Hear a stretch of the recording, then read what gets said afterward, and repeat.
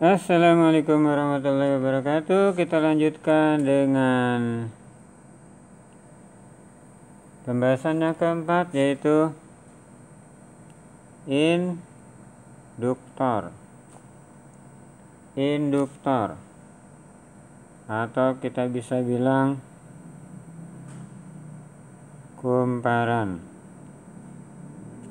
Boleh juga kita bilang koil, kumparan, koil.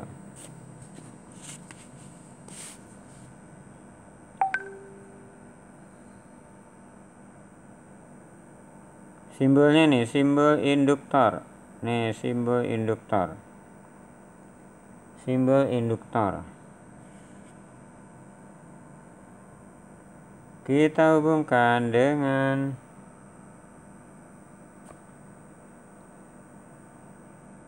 kita hubungkan dulu dengan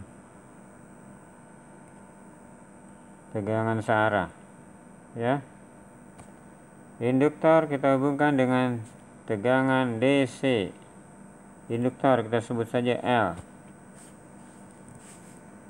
Induktor kita hubungkan dengan tegangan DC.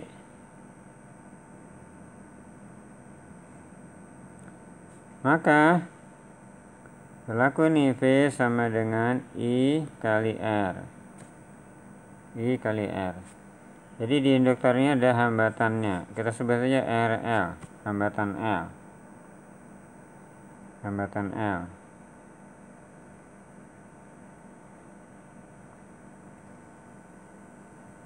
Tetapi hambatan di induktor ini biasanya di soal diabaikan. Ini biasanya dianggap nggak ada. No. Meskipun ada juga soal yang menganggap itu ada. Ini biasanya dianggap nggak ada. Maka kalau ini 0, sehingga nanti tentunya harusnya menjadi besar, ya, sangat besar. Ya. Kalau ini mendekati 0, tentunya ini menjadi sangat besar. Nah, kita tidak membicarakan kaitannya induktor dihubungkan dengan tegangan searah. Tapi kalau kita hubungkan dengan searah, bisa juga kalau induktor lalu kita masukkan besi, kita isi tegangan searah, nanti besi itu menjadi magnet, ya. Besi akan menjadi magnet.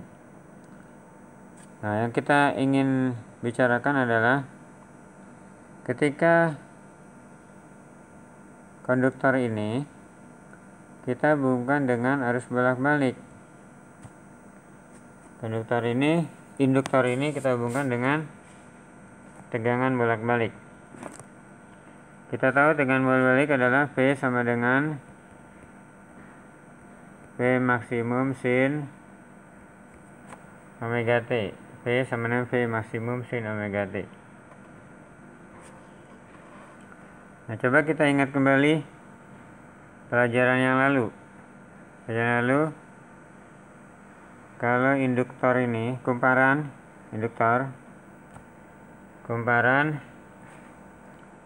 kalau kumparan dikasih tegangan. Nah, kita pernah ingat itu, E sama dengan min L dI dt. Maka kalau dikasih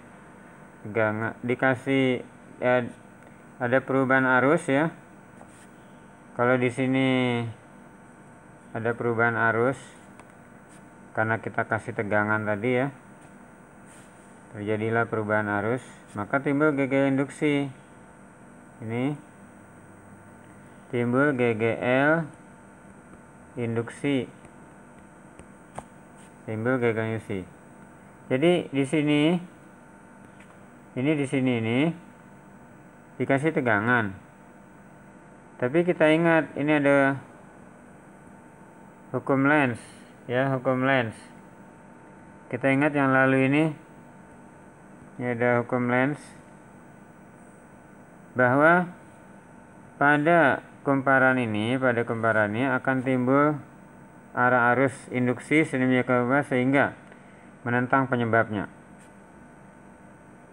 Jadi tadi ini di induktor di kumparan kan dikasih tegangan. Artinya arusnya berubah. Nah, arus berubah timbul gegel induksi atau timbul arus induksi yang menentang penyebabnya. Jadi awalnya mau dikasih arus, tapi kemudian ada arus induksi menentang. Ada arus induksi menentang penyebabnya. Atau dengan kata lain, ini kita kasih tegangan, kumparan dikasih tegangan, jadi tegangannya ada, tapi arusnya nggak lewat karena ditentang, ada arus induksi sehingga arusnya tidak ada.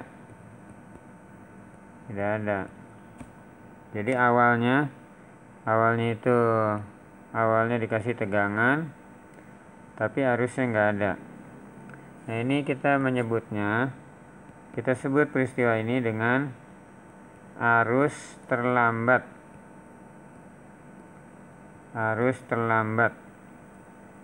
Terhadap tegangan.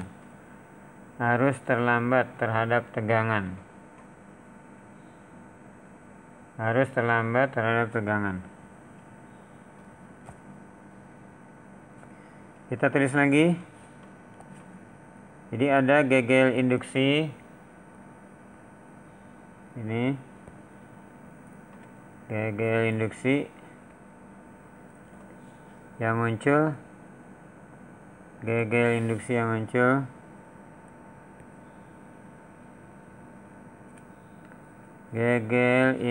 yang muncul ya.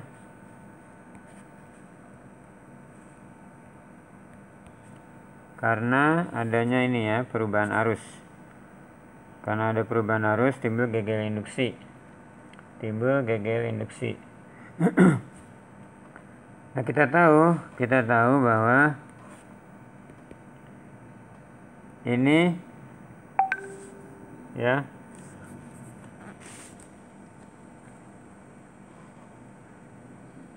tegangan yang diberikan itu adalah V maksimum sin omega T. Jadi ini kita lihat nih, ini kan tegangan yang diberikan V maksimum, kemudian di sini ada gegel induksi. V maksimum sin omega T sama dengan ini L dI dt.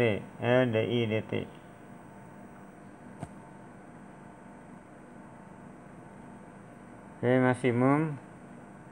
Nah, artinya kalau kita ambil dI saja, dI sama dengan ini V maksimum sin omega T per L ya, dt ya, dt. Ya, dI sama dengan V maksimum sin omega T per L dt. Kemudian kita integralkan. Integral dI adalah I. Kemudian ini V max per L, dan ini integral sin omega T dt. Integral sin omega dt adalah min cos omega T per omega.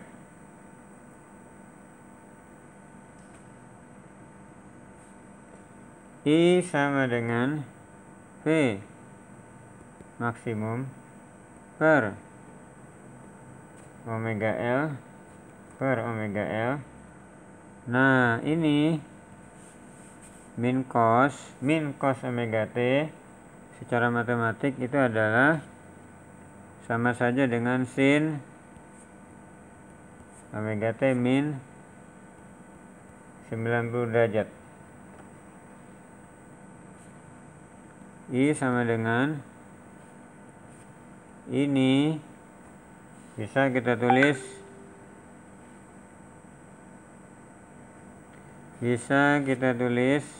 ya sebagai I maksimum sin omega T min 90 derajat.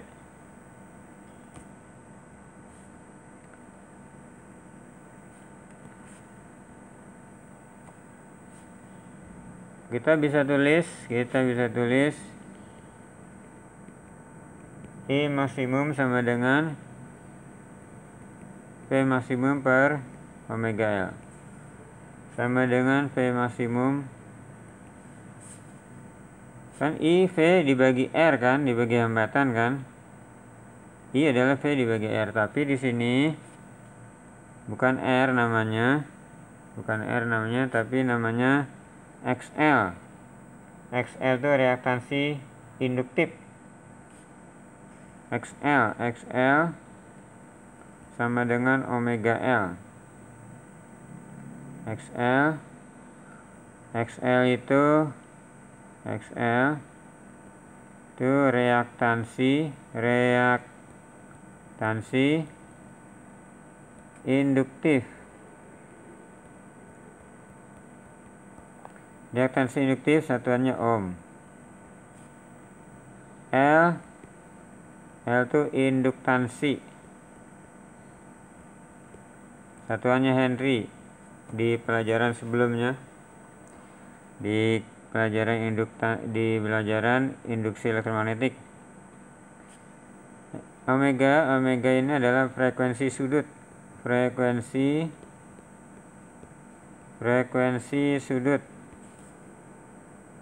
satuannya radian per sekon. Ya. Kalau pada resistor itu kan hambatannya R, ini pada resistor. Tapi kalau pada induktor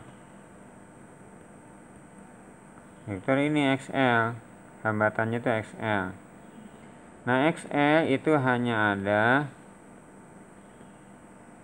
ketika muncul omega. Omega itu kapan? Ketika arus bolak-balik nih.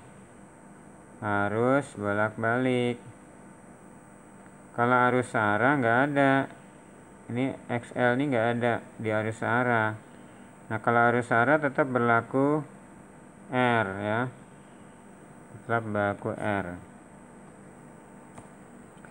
Kalau di induktor dianggap ada R, kalau nggak ada ya R-nya sama dengan 0. Kemudian ini omega sama dengan 2pi kali F. F-nya frekuensi ya. Kita ulang rumusnya. V sama dengan V maksimum sin omega T. Nah, I maksimum kita lihat, I maksimum sin omega T min 90. Sin omega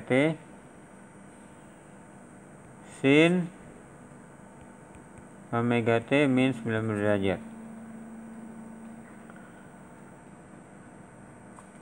Artinya ini arus tertinggal 90 derajat. Kalau kita buat diagram fasornya ya. Kalau ini I, maka ini V. Jadi I I tertinggal terhadap V sebesar 90 derajat nih ya, sebesar 90 derajat. I tertinggal terhadap V sebesar 90 derajat. Bagaimana grafiknya? Kita gambar grafik sinus untuk V. Ini untuk V. Untuk V kita bikin grafik sinus ya, ini V nya V. Kemudian untuk I itu ini kan min 90. Min 90 dalam matematika itu digeser ke kanan sebesar 90 derajat. Jadi grafik sinus yang digeser ke kanan sebesar 90 derajat. Jadi V nya ini kita geser nih. Kita pakai warna lain, kita geser. Nah, geser ke kanan. Nah, jadi ini puncaknya, puncak V. Ini puncak V. Itu kita geser ke kanan.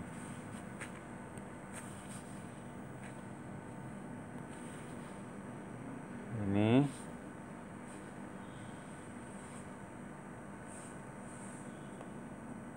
ya, di sini. Wah, ya. Inilah grafik I. Grafik I yaitu grafik sinus yang digeser ke kanan. Kita lihat nih. Tuh. Jadi ini puncak ini geser ke kanan tuh. Ya. Geser ke kanan jadilah I. Atau kita nyebutnya ikan. Jadi untuk induktor